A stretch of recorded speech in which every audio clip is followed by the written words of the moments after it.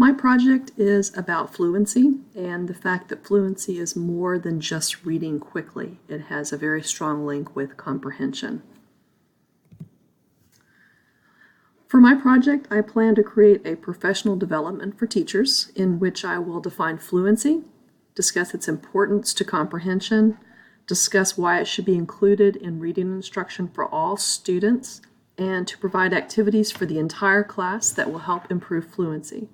And before presenting my professional development, I would like to survey teachers to get their thoughts on fluency and how they incorporate fluency in their own classroom. The premise of my project is that fluency is the link to comprehension. It is the bridge that connects word recognition to comprehension. If there is a breakdown in automatic word recognition or automaticity or an expressive reading prosody, then there will be a breakdown in comprehension as well. When students focus on automaticity and prosody, their fluency increases as well as their comprehension increases. So what is the problem? Fluency is not always explicitly taught in the classroom or not taught properly. Fluency is often covered as a speed reading activity. Students are encouraged to read faster and faster without regards to the meaning of what they are reading. Fluency is not always covered or only briefly covered in teacher training programs. Sometimes new teachers may not be familiar with it or how best to teach it. And some teachers think that fluency can be covered in silent reading. Although silent reading is extremely important in reading instruction, there is little to no research that says reading fluency is improved during silent reading. However, there is abundant evidence that shows repeated oral reading not only improves fluency, but also improves comprehension. Statistics from the National Assessment of Educational Progress, or the NAEP, show that students struggle to read. Each year, the NAEP puts out the nation's report card to show how students are doing in the U.S. In 2017, 32% of fourth graders and 24% of eighth graders performed at the lowest level on reading assessments.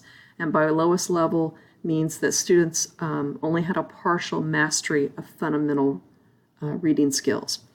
And specific to my project, in 2002, the NAEP did an oral reading study. It's the only one they've done, and there's not more recent data. But in that study, they found 39% of fourth graders were considered non-fluent. But what they mean by non-fluent is these students read primarily word for word or in single or two-word phrases. I found numerous studies that showed that the majority of readers in 4th through 9th grade who struggled to read lacked sufficient skills in word recognition and or in fluency. In the oral reading study from the previous slide, the NAEP found a close relationship between fluency and reading comprehension. So if a struggler reader does not acquire the necessary fundamental reading skills in early elementary grades, they will continue to be plagued with reading difficulties, most especially in reading comprehension.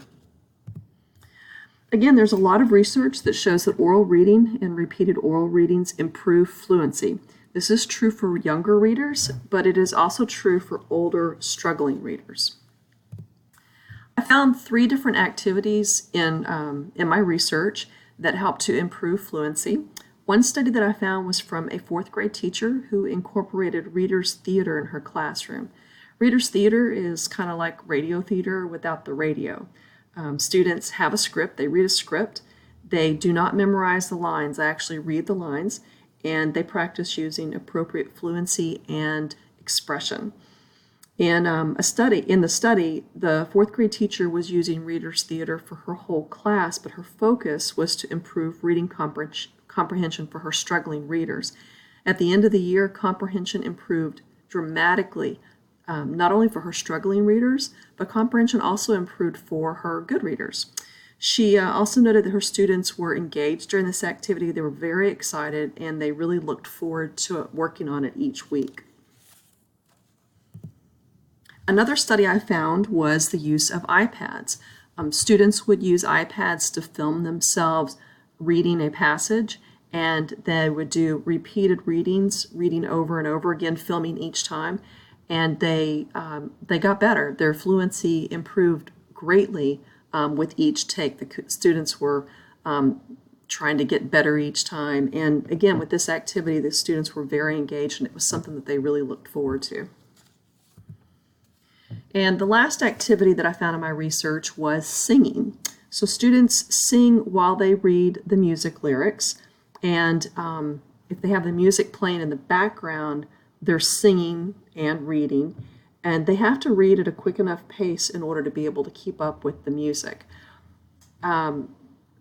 This would be a good activity because you could incorporate several different themes. If you were studying something, I guess, in history, then you could find maybe music that was appropriate for that, or you could use popular songs, or you could use patriotic songs. There's a bunch of different songs you can use. But again, this was a very engaging activity, and students really looked forward to it. They thought it was a lot of fun. And obviously their fluency improved greatly after this particular activity. So in conclusion, fluency is an essential skill that needs to be practiced by all students.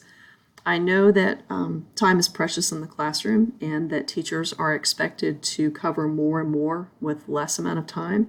So my goal is to come up with effective activities that teachers can use to improve fluency, but also activities that will cover several literary skills as well as cross-curricular themes.